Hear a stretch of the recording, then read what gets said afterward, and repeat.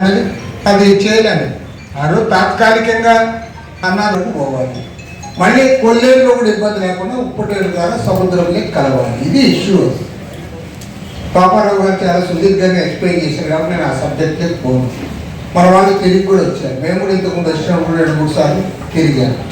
ఆ ఏలూరు కాలువ వచ్చే దగ్గర అసలు చదువురాలని కూడా అర్థమవుతుంది. అక్కడ నువ్వు 100 టన్నుల కింద నీళ్లు పోవాలి, నీళ్లు పైనుంచి ఎన్ని వస్తున్నాయి, ఆ 100 టన్నులు ఎన్ని కింద పోతాయి.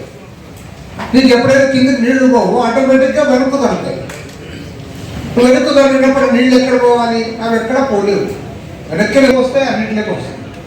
మరి ఇది చాలా సింపుల్ సమస్య, కానీ సమస్యకు పరిష్కారము ప్రభుత్వం చూపలేకపోతుంది.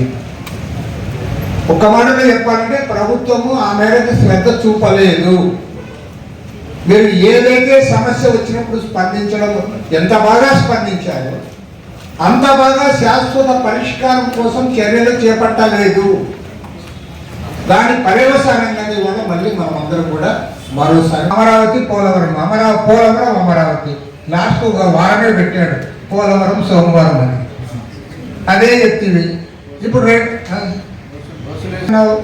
ఇప్పుడు మళ్ళీ మార్చేసావు. ఈసారి రెండోసారి అధికారంలోకి వచ్చిందని ఇప్పుడేం మొదలు పెట్టావు.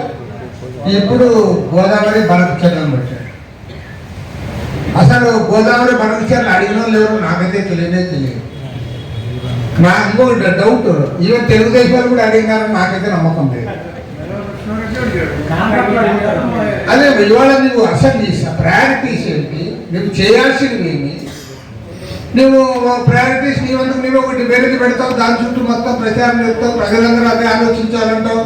దాని గురించి ఎవరైనా ఏమైనా మా అంశాలపైన ఒక నివేదిక తయారు చేసుకొని ప్రభుత్వాన్ని కలవాలని కూడా అనుకుంటాను.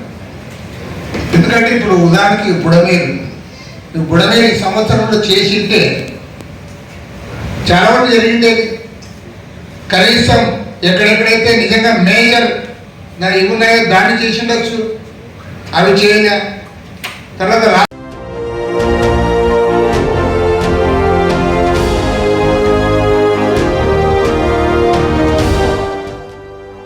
JTV, Voice of Jagyapet.